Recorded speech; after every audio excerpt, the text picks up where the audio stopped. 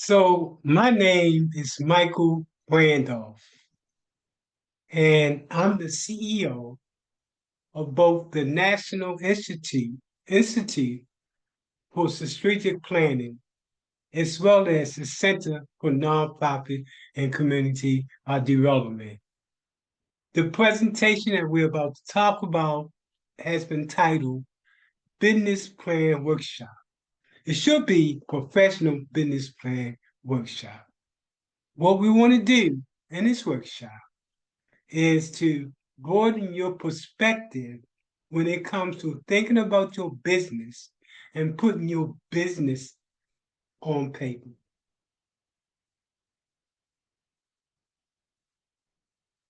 So, what are the learning objectives that we want to arrive at by the end of this session?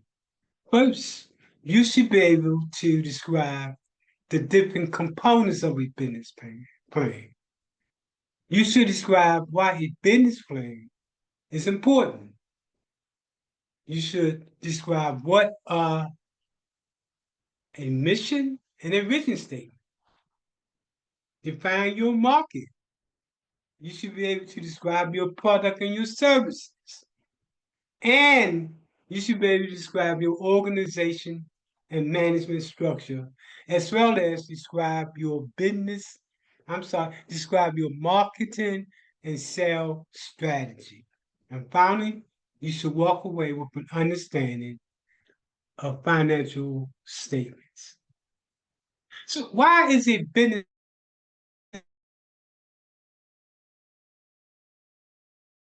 Well, it gives you a blueprint to follow.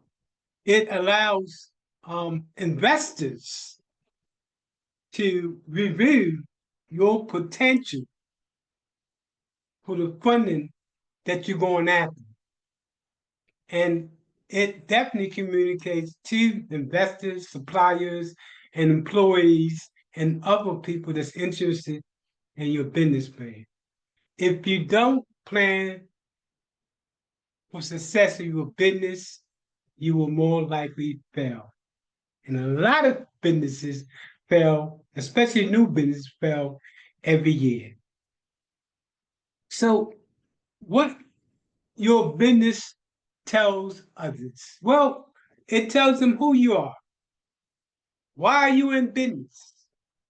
What do you and how do you do it? What you do and how you do it.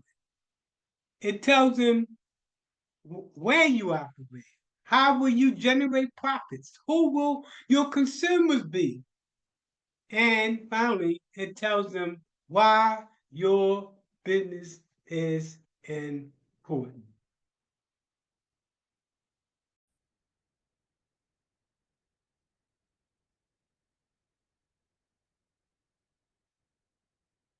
The first part of the business plan, other than the cover sheet, is the table of contents. Here's where you list key sections of your business plan, in which we're going to go into more in depth later on in the session. You use this to assist the reader in locating specific sections related to your organization. And it brings organization and structure to your plan. The executive summary is a very important part of the document. Some say that if you can't get past the executive summary, that the potential investor or lender will not even consider your proposal. So your executive summary should include the most important sections of your plan. Now, ironically, it should be written last. It should give a enthusiastic snapshot of your company, explaining who you are, what you do, and why. And it should be less than 2 pages. Now that's debatable because some professionals say that, yeah, it can be longer than 2 pages, but as a rule of thumb, it's 2 pages, less than 2 pages.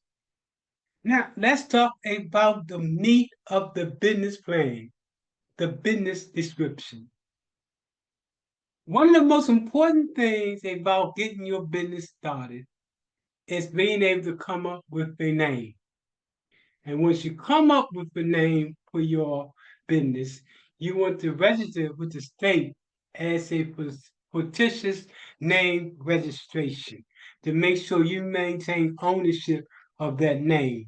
In Florida, you can file with the Department with the State Department. Now, and I say that because I know that we have people that's from around the nation that's taking part in this class.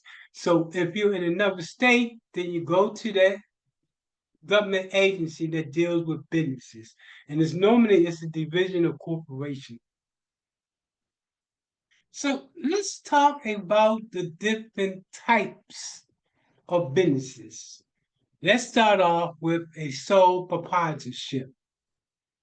This is the simplest form of entity to start. In fact, to start it, you simply say, I'm a business. Now, one of the because it's easy and it's simple to start doesn't mean the best, but let's go through the pros and the cons. One of the easy things about going to sole proprietorship is that you normally don't have to fill out those documents like your incorporation or your incorporation or organizational corporation with the state, like you would if you were another type of entity, like a partnership, etc. You will have to be able to file in most states for your sell tax license and other permits. And we're going to talk about that later on in the presentation. A partnership. A partnership exists when two or more persons co-own a business and share in the profit and loss of that business. Each of the owners the co-owners or partner contributes something, usually money or real estate, to the business. Normally with the state, you have to file what's known as a partnership certificate with the state, but you do have to file this type of business with the state. The next type of business is what's known as a limited liability company. I hope I have that spelled correctly. A limited liability company is a business structure in the United States that combines the benefit of a corporation with those of a partnership and a sole proprietorship. A limited liability owners are called members. They are protected from personal liability for their businesses related to debts or claims. This means that their personal assets are generally not at risk if the LLC faces a legal issue. Another type of LLC, and this is the most recent type of LLC, is called an L3C. An L3C is a unique type of business in that it composed of a for-profit and a non-profit. And it's called, an L3C is called a low profit limited liability company. And some of the requirements of that type of entity, because it's a lot of funding that comes with this type of setup, and we'll talk about it later on in the presentation, is that it has to be created for a charitable or educational purpose. And it can be political. And no, it cannot be for the purpose of trying to create some type of production of income or appreciation of property. An an L3C has several ways of bringing into money, unlike a regular LLC. First, it can get funding what's known as personal, um, it's known as PRI. And PRIs are what's known as program related income, related investment. These are loans that come from the banks that normally come with low to no interest rate. It's just like if you were one of your Fortune 500 and the type of interest rates that you get because of that status. As an L3C, you also get that status with the bank in terms of getting funding and equity in your business in order to get other investors. Again, these loans are interest free or below market rate. The other thing about an L3C is that you participate in sharing and selling and interest in loans. You get loan guarantees, equity investment, and also working with banks, you can get all kinds of leases as well. Again, this is the latest type of entity, and it's called an L3C. It's a combination of both a nonprofit and a for-profit, but it's limited in terms of the number of states that it's currently in. Okay, the next type of entity is known as a corporation. A corporation is an independent legal entity that exists separately from the people who own it, control, and manage it. Now, let's talk more information about a corporation as it relates to limited personal liability. This means just like the LLC, you protect yourself from people coming to after you for your personal assets. And you do it because of the nature of limited liability, meaning that you can shield your personal assets from any injuries that might be caused as a result of your business and or any debt that comes up as a result of your business.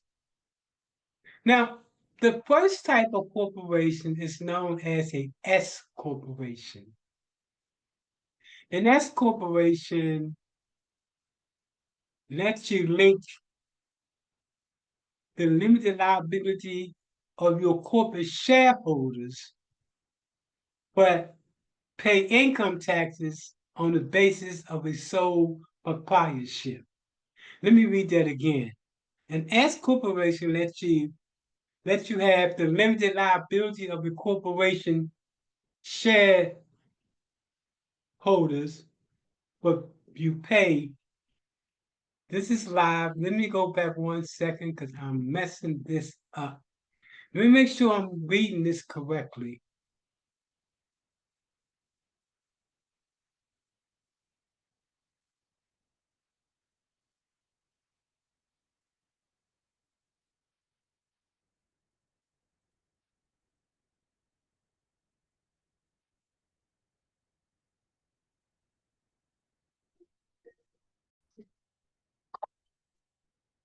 S corporation. An S corporation lets you have the limited liability of a corporate shareholders, but pay income taxes on the same basis as a sole proprietor or a partner. The corporation itself does not pay taxes, but files an informational tax return telling its shareholders, telling what each shareholders receive and which the shareholders have to pay taxes on it. Now, let's go to the next type of corporation.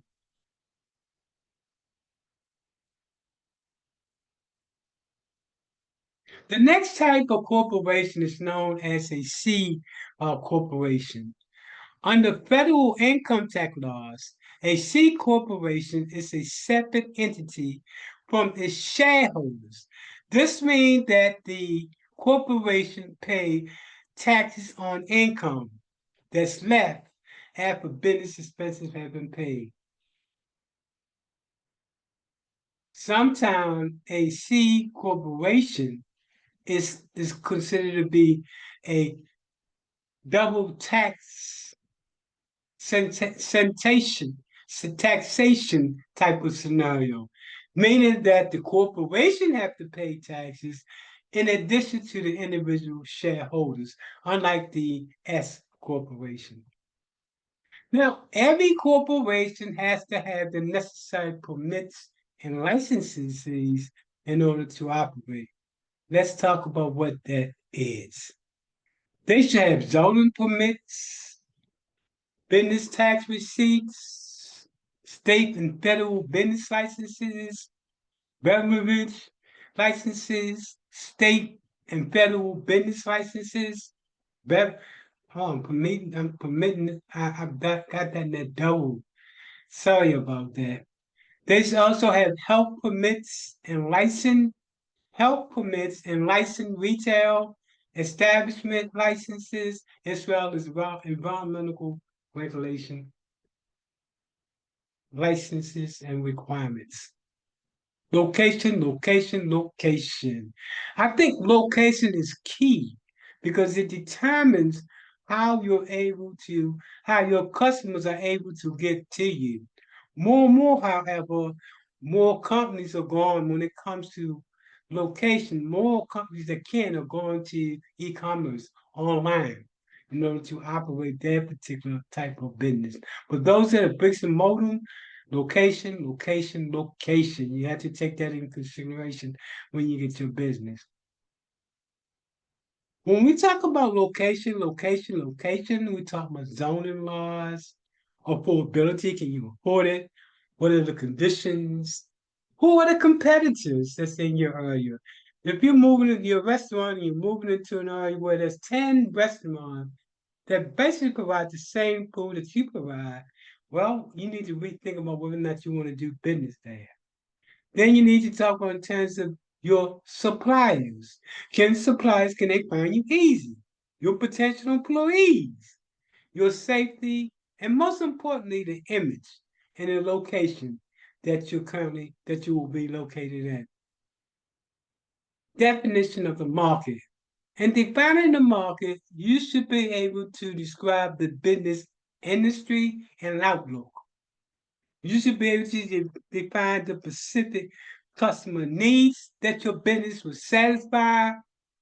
You should be able to identify your targeted customer, and you should be able to develop a customer profile. We're going to talk about that more in depth on each of these items a little later on. The target market. In terms of looking at who is it and being able to define who is it that you're selling to, you need to be able to create a target market. And there are three ways that you want to target the market in order to get the data you need necessary to make sure that the people that you're targeting is the right people that will probably buy from you. The first is called demographics. We all know that. Generally, it talks about the people in terms of their age, their location, their gender, their family size, their occupation, their income, their education levels, etc. Another type of tool that you use in doing your target marketing is called psychographics. Psychographics are psychological and cognitive attributes of a consumer that reveal their belief, value, and goals. In marketing psychographics, you use you can use this in conjunction with your demographic to definitely get the person habits of the consumers that you want to reach. Behavioral targeting is a marketing method that uses the web users information to strengthen advertising campaigns. The, the technique involves gathering data from a variety of sources that are about potential customers online, browsing, and shopping behavior. All of those things are taken into consideration. Marketing strategy, marketing and sales strategy, market research. Well, there are two kinds of research, primary and secondary. Primary market research is the information you gather yourself. This include on going online or driving around the town to identify your competitors, to do interviews and surveys of people who fit your profile, your target market, to doing ongoing traffic counts if the retail location you're considering is in a busy section. Secondary research is information from sources such as trade organizations, magazines, newspapers, census tract, and demographic profile. You can find this information online at libraries, from Chamber of Commerce, from vendors who you sell in your industry, or all kind of information. You can get all this type of information to economics from government agencies. Market research. This section of the plan should talk about the total size of your industry. It should talk about trends in your industry. Is it growing? Is it shrinking? It should talk about the total size of your target market and what share is realistic that you can attain. It should also talk about trends in in terms of target market. Is it growing? Is it shrinking? How are the customers' needs and or preference changing? Then you want to talk about a description of the product or your service that you sell. You want to talk about your company product and service. You should talk about the program that the product and services plan to solve. You should talk about any proprietary features that give you a competitive edge. And finally, you want you need to talk about how you will price your product or service in comparison to other people. All this stuff you need to do in terms of the research related to your product or your services. Now, key to any business is its organization and its management.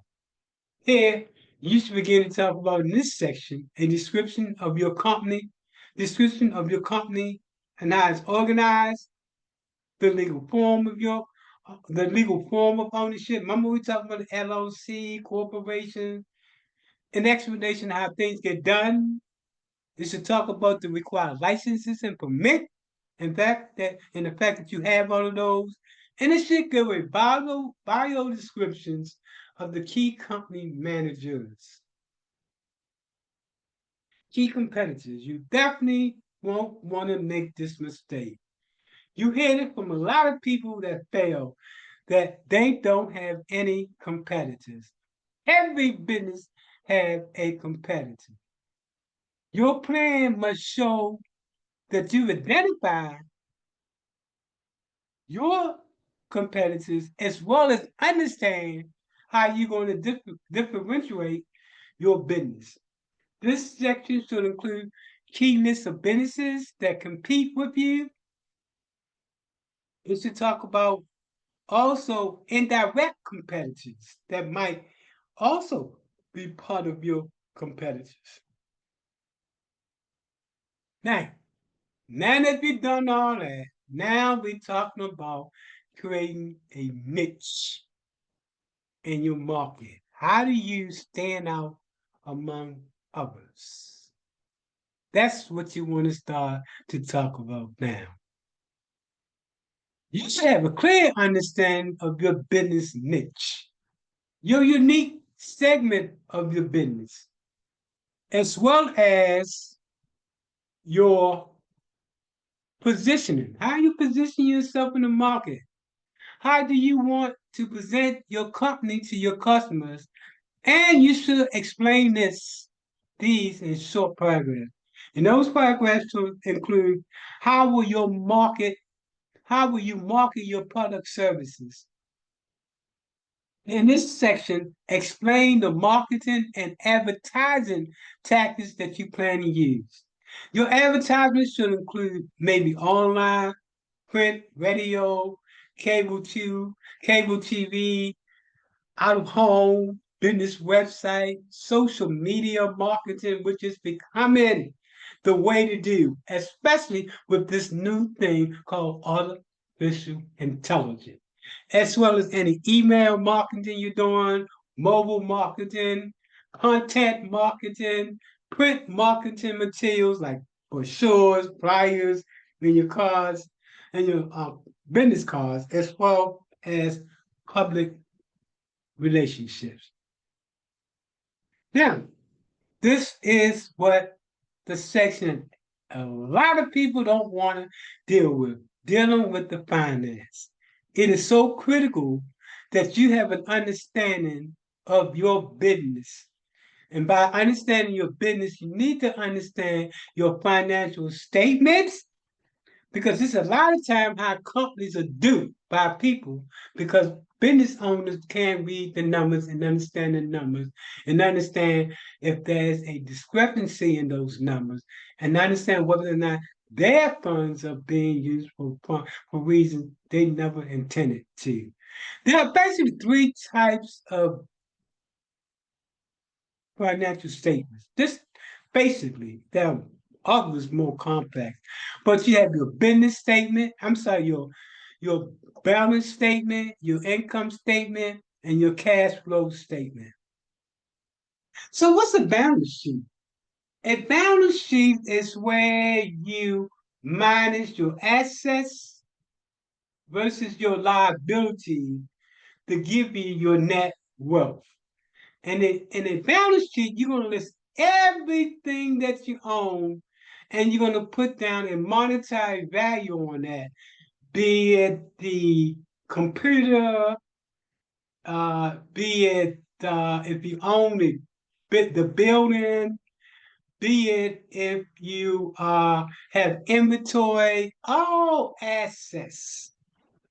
Uh, Desks, chairs, everything that you own is an asset, minus your liability. And your liability are those things that you own.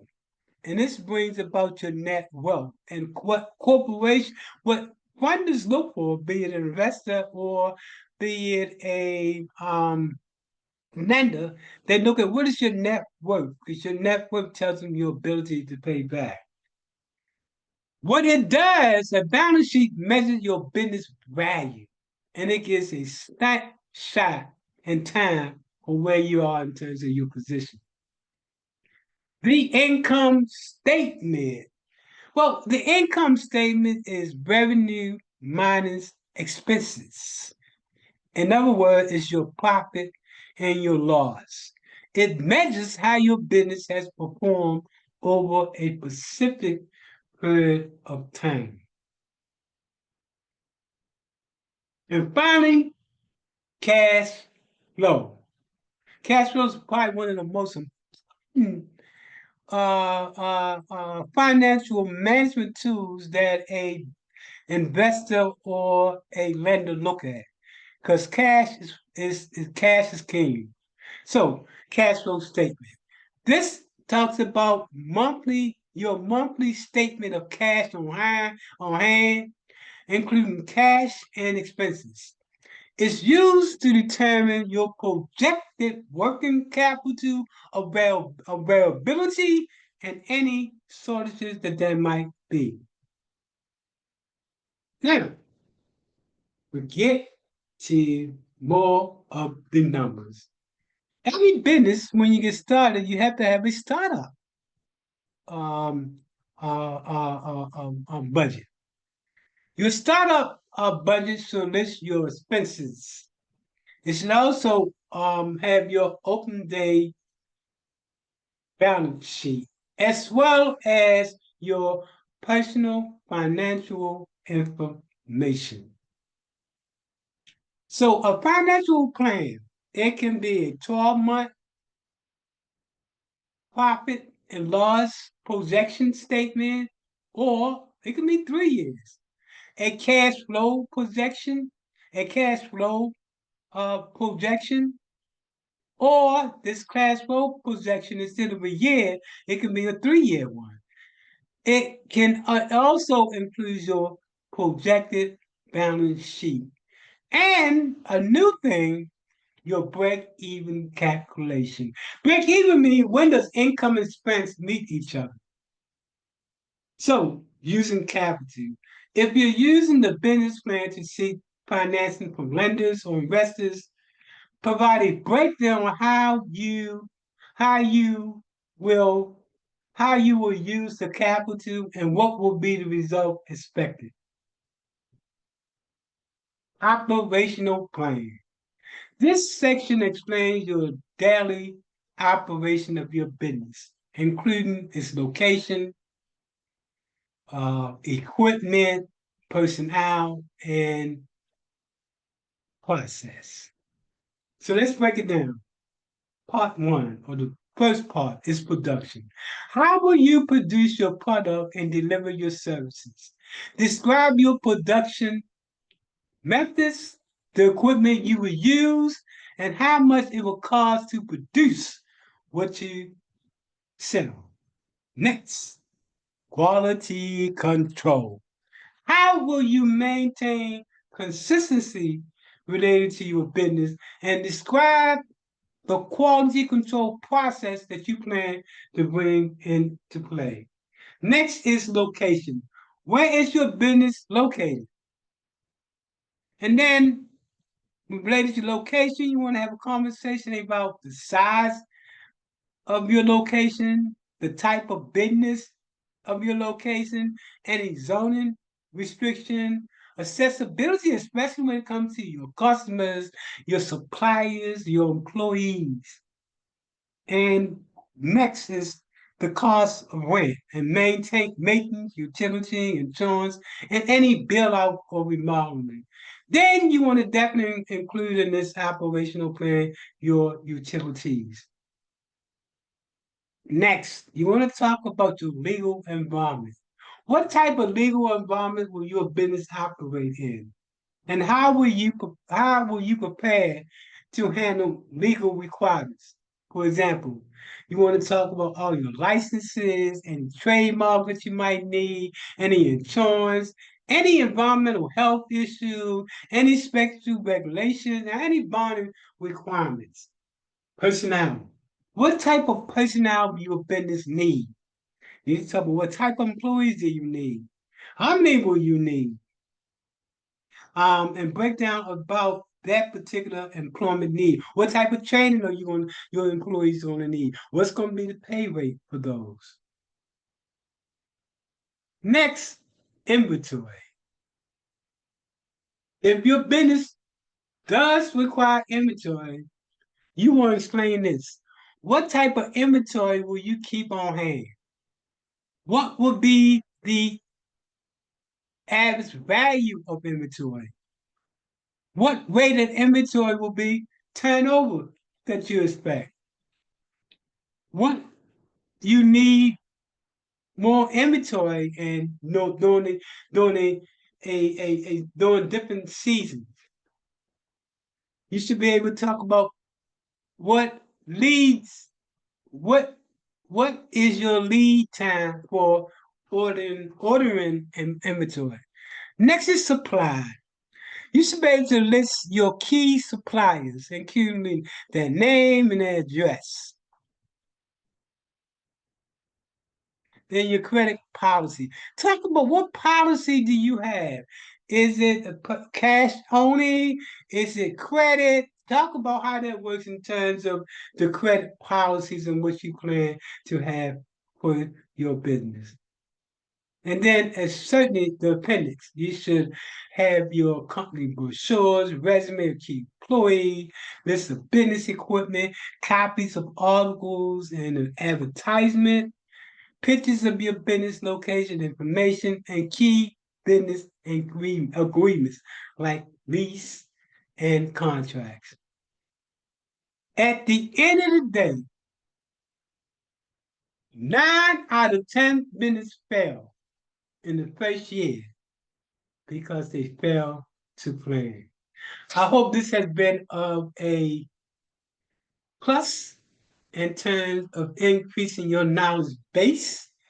I hope this helped you in terms of your journey to either expanding your business or starting your business?